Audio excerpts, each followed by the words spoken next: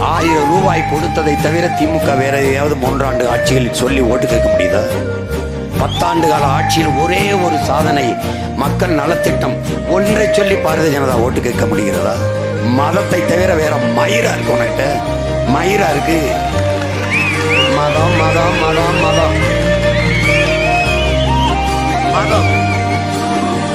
நீ வைத்துக்கொள், எழுதி வை என் அரும் தம்பி தங்கையே, எழுதி வைத்துக்கொள். சாதி பேசியவன், மதம் பேசியவன், கடவுள் பேசியவன் ஒரு நாள் இந்த மக்களால் துரத்தி அடிக்கப்படுகிற காலம் விரைவில் வரும், விரைவில் வரும். இவன் 100 கோடி மக்களுக்கு கார் கொடுக்க